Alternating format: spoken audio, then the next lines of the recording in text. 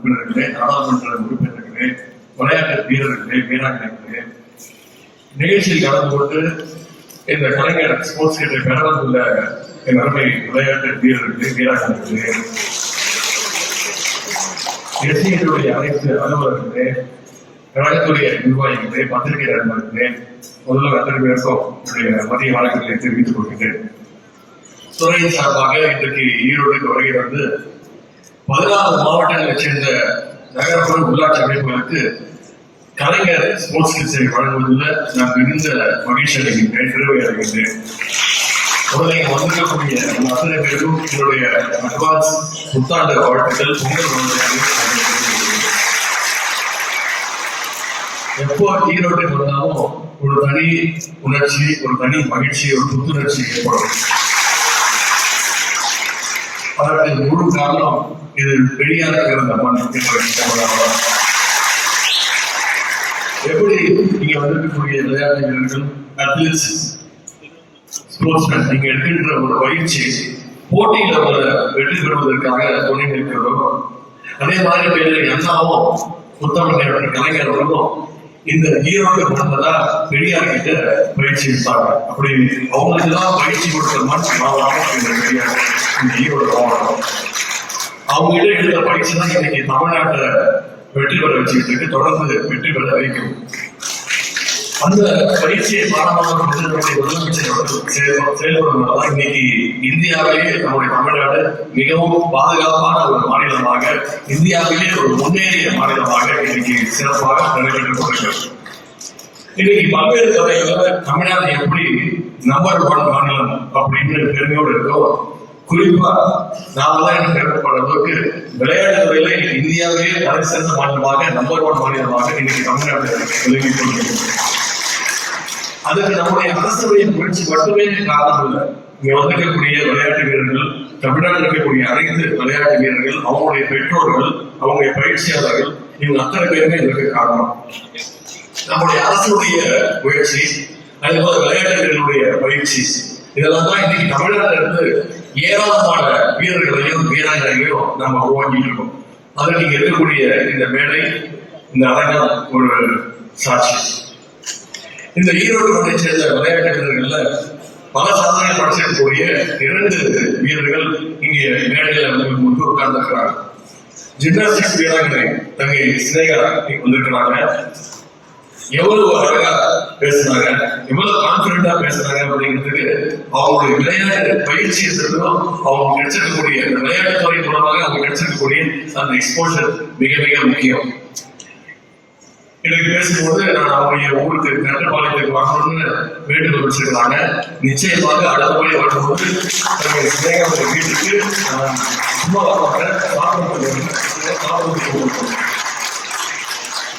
ஈரோடு பெரிய கட்டப்பாளையத்திலிருந்து புறப்பட்டு இன்னைக்கு இந்தியாவுடைய முக்கியமான ஜிம்னாஸ்டிக்ஸ் வீராங்கனைகள் முக்கியமான தெரிந்து கொண்டிருக்கிறார்.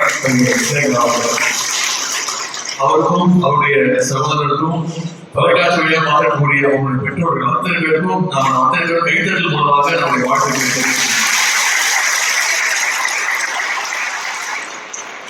இன்னொரு கூடுதல் பெருமை அவங்க எஸ்டிஐடி மாணவி என்பது எங்களுடைய துறைக்கு கிடைச்சிருக்கக்கூடிய கூடுதல் பெருமை. இன்னும் பல சாதனைகளை அவர் சந்திப்பார். அதே மாதிரி தங்கை வித்யா நாகராஜன் அவங்களும் இங்க வந்திருக்கிறாங்க. எவ்வளவு நம்முடைய துறையுடைய எஸ்டிஐடியுடைய ஹாஸ்டல் மாணவி என்பதில் எங்களுக்கு கூடுதல் பெருமை. இன்னைக்கு சர்வதேச அத்லெட்டிக்ஸ்ல தடகளத்துல இன்னைக்கு கலக்கிட்டு இருக்காங்க சகோதரி வித்யா நாகராஜ் அவர்கள். மற்றவர்களுக்கு குறிப்பா பெண்கள் விளையாட்டுல சாதிக்கணும் அப்படிங்கிறதுக்கு இந்த 2 பேரும் இங்க இருக்கக்கூடிய அத்தனை பேருக்கும் ரோல் மாடலா இன்னைக்கு செயல்பட்டு இருக்காங்க, சாதனை படிச்சுட்டு இருக்காங்க. அது எங்க இருவருக்கும் நம்ம அத்தனை பேர் ஒரு கைதல் மூலம் வாழ்த்துக்கள் தெரிவிக்கிறோம். இன்னைக்கு இந்த கலைஞர் ஸ்போர்ட்ஸ் மீட் கொடுக்குறோம், விளையாட்டு வீரர்கள் அழைச்சி கொடுக்குறோம். அதுக்கு இந்த 2 பேரையும் அழைச்சு கௌரவப்படுத்தி அவங்களுடைய ஒரு ரெகக்னிஷன் கொடுக்குறோம்னா அவங்க அத்தனை பேருக்கும் இன்ஸ்பிரேஷன் இருக்கணும் அப்படிங்கிறது ஒரு காரணம். அது மட்டும் இல்ல, உங்கள்ல இருந்து இனி நிறைய வித்யா ராமராஜனும் ஸ்னேகாக்களும் இன்னும் விளையாட்டு வீரர்களா உருவாக்கணும் அப்படிங்கிற ஒரே காரணத்துக்கு தான் இன்னைக்கு அவங்க 2 பேரையும் அழைச்சி அவங்க முன்னு கொடுக்குறோம். அதுக்காக தான் இன்னைக்கு கலைஞர் ஸ்போர்ட்ஸ் கிட்ஸ் திட்டத்தை துவக்கணும், அதை செயல்படுத்தி கொண்டிருக்கிறோம். சென்ற வருடம் இந்த கலைஞர் ஸ்போர்ட்ஸ் கிட்ஸ் திட்டத்தை கிராம ஊராட்சிகளுக்கு அத்தனை ஊராட்சிகளுக்கும் கொண்டு போய் கொடுத்தோம். கிட்டத்தட்ட 13,000 ஊராட்சிகளுக்கு கொண்டு போய் சேர்த்தோம். இந்த ஸ்போர்ட்ஸ் கிட் கிட்டத்தட்ட ஒரு 30 வகையான ஸ்போர்ட்ஸ் விளையாடக்கூடிய இந்த கிட்ஸ் அமைஞ்சிருக்கு. இந்த ஸ்போர்ட்ஸ் கிட்க்கு கிராமங்கள்ல மிகப்பெரிய ஒரு வரவேற்பு கிடைச்சிருக்கு. அதுக்காக தான் முதலமைச்சர் கிராமங்களுக்கு மட்டுமல்ல நகரங்களுக்கும் அதை கொண்டு போய் சேர்க்கணும் அப்படின்னு தான் இந்த திட்டத்தை விரிவாக செஞ்சாங்க. அதன் அடிப்படையில் தான் கடந்த மாதம் நகர்ப்புறத்தில் இருக்கக்கூடிய உள்ளாட்சி அமைப்புகளுக்கு இந்த கிட்ட கொடுக்க ஆரம்பிச்சோம். அந்த வகையில் இன்னைக்கு 14 மாவட்டங்களுக்கு சுமார் 6,000 கிட்ஸ் இன்னைக்கு இந்த நிகழ்ச்சி மூலமாக போய் சேர இருக்கிறது. எல்லாரும் பிரபுத்துக்கு வரணும், எல்லாரும் விளையாடணும். படிப்பு முக்கியம், படிப்பு எவ்வளவு முக்கியமோ அதே அளவுக்கு உடற்பயிற்சி முக்கியம், ஸ்போர்ட்ஸ் முக்கியம். அப்பதான் உடலும் உள்ளமும் ஸ்ட்ராங்காக இருக்கும். இன்னைக்கு நம்ம முதலமைச்சர் அவர்கள் விளையாட்டுத்துறை வளர்ச்சிக்காக ஏராளமான திட்டங்களை செயல்படுத்தியிருக்கிறாங்க. ஒவ்வொரு சட்டமன்ற தொகுதிக்கும் ஒரு மினி ஸ்டேடியம் இன்னைக்கு ரெடியாக இருக்கு. இன்னைக்கு காலையில கூட கோயம்புத்தூர் நகரத்துல மாநகராட்சியில 10 கோடி ரூபாய் மதிப்புல புதிய இன்டர்நேஷனல் புதிய சர்வதேச ஹாக்கி ஸ்டேடியத்தை திறந்து வச்சுட்டு இன்னைக்கு நிகழ்ச்சிக்கு நான் வந்திருக்கிறேன். இனி ஒரு மாதம் முன்பு world cup junior hockey first time இந்தியாவில் நடந்துச்சு. அது முதல் தமிழ்நாட்டில் நடந்துச்சு. சென்னையிலும் மதுரையிலும் நடத்தி காட்டணும். இனி அந்த மாதிரி சர்வதேச மற்றும் தேசிய அளவிலான பார்க்கக்கூடிய கோவையிலையும் அடிக்கடி நடக்கும். அது மட்டும் இல்லை, நம்முடைய அரசு பொறுப்பேற்றது போது தொடர்ந்து ஏராளமான சர்வதேச மற்றும் தேசிய அளவிலான போட்டிகளை தொடர்ந்து நடத்திருக்கிறோம். 4 வருஷத்துல நிறைய நடத்திருக்கிறோம். இந்த வருஷம் மட்டும் 2 முறை, இந்த வருஷம் ஒரு முறை ஸ்குவாஷ் வேர்ல்ட் கப் நடத்துறோம். 2 வருஷத்துக்கு முன்னாடி ஸ்குவாஷ் வேர்ல்ட் கப் நடத்துறோம். இந்த முறை இந்தியா ஜெயிச்சிருக்கு, தங்க பதக்கம் வென்றது. வேர்ல்டு சர்ஃபிங் லீக் நடத்திருக்கிறோம். ஏசியன் கப் ஹாக்கி சாம்பியன்ஷிப் நடத்திருக்கிறோம். சென்னை செஸ் கிராண்ட் மாஸ்டர்ஸ் சிறப்பாக நடத்தி காட்டணும். முதல் முறையா formula 4 night racing Chennai night circuit race முதல் முறையா நடத்தி காட்டணும். இப்ப சமீபத்தில் மென்ஸ் ஜூனியர் ஹாக்கி வேர்ல்ட் கப்பையும் சென்னையிலும் மதுரையிலும் நடத்தி காட்டணும். சென்னையில மட்டும் இல்லாம இந்த வாட்டி முதல் முறையா மதுரையிலும் ஒரு சர்வதேச ஹாக்கி போட்டியை நடத்தி காட்டணும். இதுக்காக மதுரையில சர்வதேச சாதனையான ஹாக்கி ஸ்டேடியத்தை 6 மாசத்துல 20 கோடி ரூபாய் செலவுல நம்முடைய முதலமைச்சர் அவர்கள் துவக்கி வச்சாங்க திட்டத்தை. அதையும் முடிச்சு அந்த டோர்னமெண்ட்ல மிக சிறப்பாக நடத்தி காட்டணும். அது மட்டும் இல்ல, தமிழ்நாடு சாம்பியன்ஸ் ஃபவுண்டேஷன் மூலமாக போட்டியில கலந்துட்டு ஜெயிச்சு வரவங்களுக்கு அரசு உயரிய உதவித்தொகை கொடுக்குது. ஆனா அந்த போட்டியில கலந்துக்கிறதுக்கு முன்னாடியே அந்த ஸ்போர்ட்ஸ் பர்சனுக்கு ட்ரைனிங் முக்கியம், பயிற்சி முக்கியம், ஃபிளைட் டிக்கெட் முக்கியம், அவங்களுக்கு சாப்பாடு எல்லாம் கொடுக்கணுங்கிறது முக்கியம். இதற்கெல்லாம் உதவுவதற்காக துவங்கப்பட்டதுதான் நம்முடைய சாம்பியன்ஸ் ஃபவுண்டேஷன். அதன் மூலமாகவும் வீரர்களுக்கு தொடர்ந்து நிதி கொடுக்கின்றோம். போட்டியில கடலடிச்சு வந்தா அரசு சார்பாக உடனடியாக முதலமைச்சர் அவர்கள் நைக் ஆக்ஷன் சென்டர் உயரிய ஊக்கத்தொகையை உடனடியாக முதலமைச்சர் கொடுக்கிறாங்க. அது மட்டும் இல்ல, 3% இடஒதுக்கீடு கீழே ஸ்போர்ட்ஸ் கோட்டால உடனடியாக அரசு வேலை வாய்ப்பும் அவங்களுக்கு கொடுக்கின்றோம். இதுவரைக்கும் எந்த அரசு இல்லாத அளவுக்கு முதல் முறையாக சென்ற வருடம் 100 விளையாட்டு வீரர்களுக்கு அரசு மற்றும் பொதுத்துறைகளை வேலை வாய்ப்புகளை ஏற்படுத்தி கொடுத்திருக்கிறோம்.